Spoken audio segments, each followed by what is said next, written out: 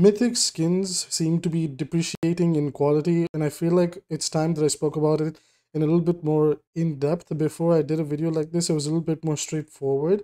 But I feel like now that we've seen the Orisa skin, it definitely made me raise my eyebrows that that's it. Not only that, but there's now a line being formed at what constitutes as a mythic skin and what constitutes as a legendary skin. Do we care about quality or do we care about quantity? And I feel like we're moving in a very weird direction because people were saying that in this season the mythic skin was the Lilith Moira and not even the Hanzo Onryo skin because of how much love, care, and just promotion it got compared to Hanzo's Onryo skin. Now, I'll be addressing a lot of these topics as well as the ridiculous comments made by the executive producer at Overwatch 2, Jared Noose, on Twitter, where he tried to be smart about that no, the Hanzo skin still has, all this unique visual effects, and we've never done that for any other hero.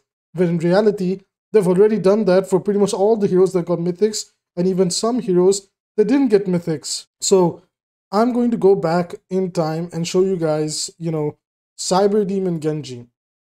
Now, what was it about this mythic skin that made it so unique? It really followed the theme of the season. It had a great amount of detail and care put into it. As you guys can see, the tattoos look amazing. In the dark, he actually, the neon tattoos begin to glow a lot. The mask can actually open up. The swords have like different styles of glow to them depending on which set you're using. And especially when you're in Dragon Blade as well. He has a unique dragon in this skin as well. I can show you that. Oh wait, I gotta equip it, guys. One moment.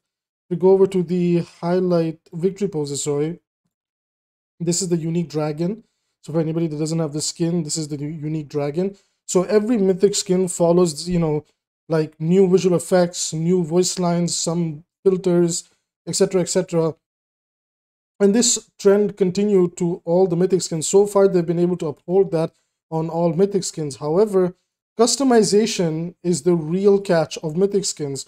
Why? Because you could argue that the visual effects and different like voice filters and everything, we've seen these in some legendary skins as well, along with even weapons having sound effects. Like there's unique like lightsaber like sound effects for these weapons that are in the Cyber Demon skin, but also there's weapon sound effects for Pacific All-Star whenever he dashes or slashes the sword. It's like fire, like whoosh sound effects and things like that. Then there are unique voice lines in skins like Kendoka as well as Blackwatch. So it doesn't matter like which hero we're talking about, like there are some traits and qualities that are shared amongst all of them, right? So what makes a mythic unique, without a doubt, is its ability to be customized. These are a handful of customizations. Now, they're not as in-depth or as like as vast as what a game like Fortnite can offer, but for Overwatch, it's all right. For $10 paying for the Battle Pass and this much customization, it's not a bad, it's not a bad deal, right? Because you do get like the same silhouetted character, but with a uniqueness behind every customization. Doing something like this and going with this combo gives me a more, Cyber Ninja like look. However, if I settle for this and then this, I have that Cyber Demon like stuff going for myself. This is a more traditional mask compared to this one, even though this one is also a little bit traditional, but a little bit more futuristic looking. So they've done a really good job when it comes to a skin like Cyber Demon Genji. Now moving on, even Amaterasu Kiriko was pretty top tier in its customization compared to the rest of the mythics, obviously. Different customization, different weapons, very distinct, right? Different headpieces, just like Genji. Genji could differentiate his mask, she could differentiate his crown, she got different hair, Genji got different tattoos, and then the color. So Genji and Kiriko, they set the bar really high, and then we ended up in places like Junker Queen. Junker Queen had less customization, but it was still passable, even though you could argue the customization was the bare minimum. She just gets more armor and a helmet. The weapon swaps are actually really nice, and the colors are also okay. However, the problems really begin to show themselves that customization becomes more limited as time went on. For example, when we ended up in Season 5, Adventurer Tracer doesn't even allow you to have a different chest piece or gemstone piece and headpiece. For example, what if I want Helmetless Tracer, but I want the gemstone to be this one? where it's all on fire and she's like, you know, fully leveled up. No, if I want that, I need to go with one armor set, which is this one. I don't like this as an option because it limits my creativity, it limits my customization choices, and I just don't like that, right? Like, I want to be able to change up some pieces. Why can't the helmet section be different? Like helmetless, hoodie, and then, you know, hood and then helmet. Like, why can't that be a separate thing and then the chest piece be another thing? I feel like that should be possible. Now, the weapons get a pass. The weapons were actually very distinct and very cool for anybody that hasn't gotten the chance to see it yet.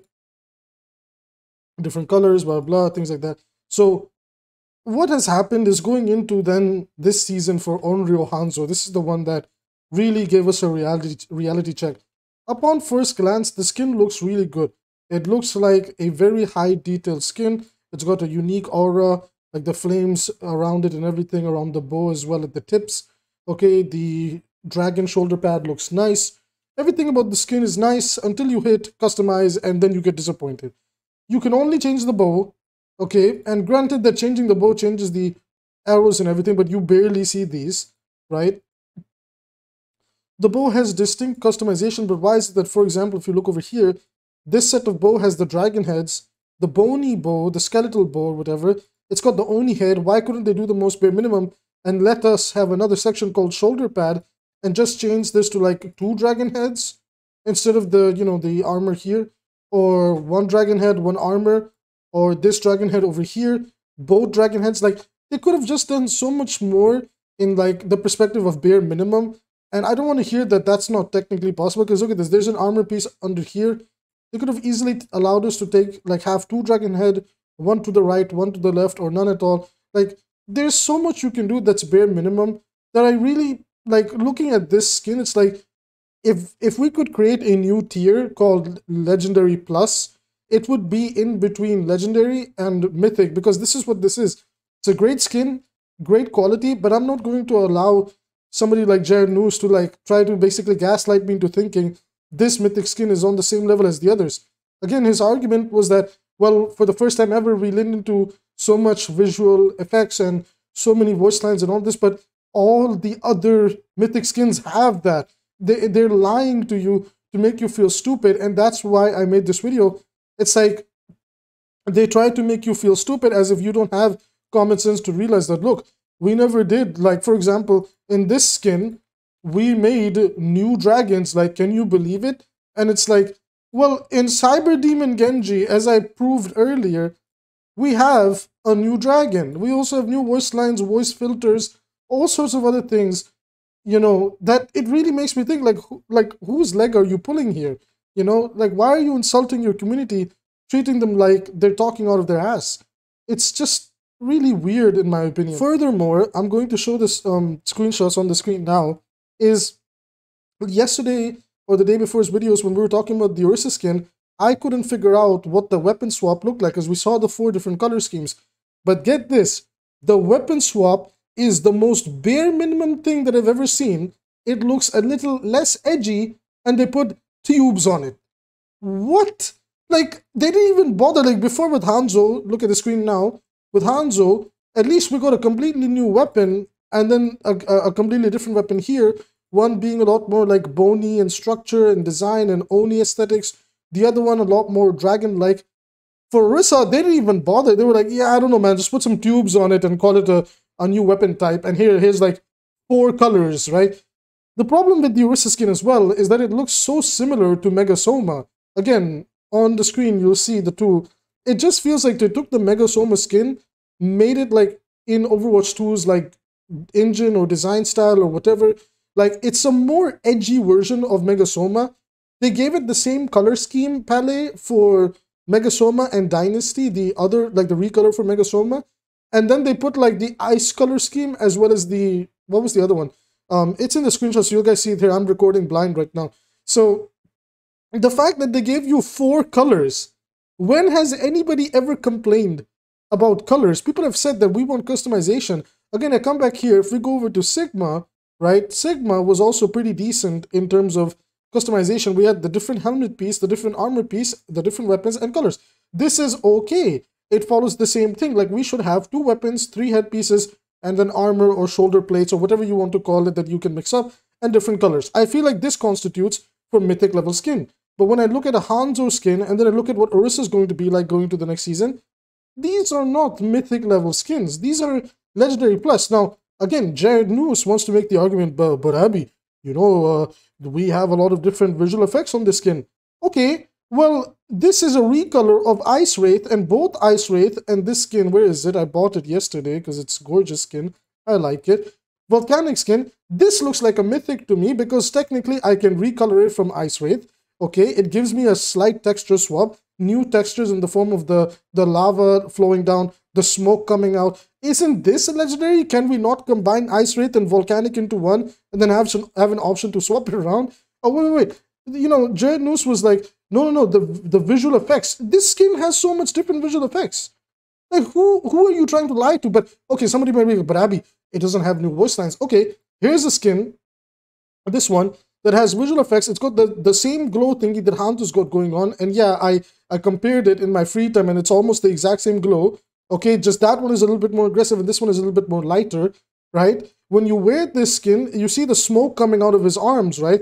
The shurikens also have smokes come out of their arm. It's not visible over here, but anybody that's used Bio in game will notice it too, right? It has a completely new sword. It has a new dragon. Again, so if you guys have never noticed, like, it's a tiger. Hold on. Look at this.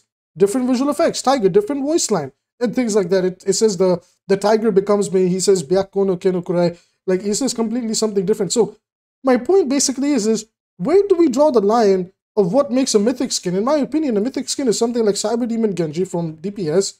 It's something like Kiriko Amaterasu. And then it's something like Sigma's, what was that one called? The Galactic Emperor skin. Something even like Tracer's skin. This Tracer skin for me is Legendary Plus because the choice of design is limited. If you're going to limit players and also reduce customization options, that's just not a mythic to me. That's just a legendary that I can palette swap, right? That I can slightly change up some things. And that to me is just depressing. Why aren't we allowed, like, again, coming back from the 3 skins that I just spoke about, why couldn't, for the Tracer skin, we have different helmets that we can choose? So this top part is fine. Let's say like I'm customizing Adventure Tracer. I can choose the hoodie, I can choose helmet or without helmet. And then the gemstone is another category called gemstone. And the gemstone is, you know, no glow, light glow, and then intense glow. And then it like changes to the one that you want. Why couldn't we just do that?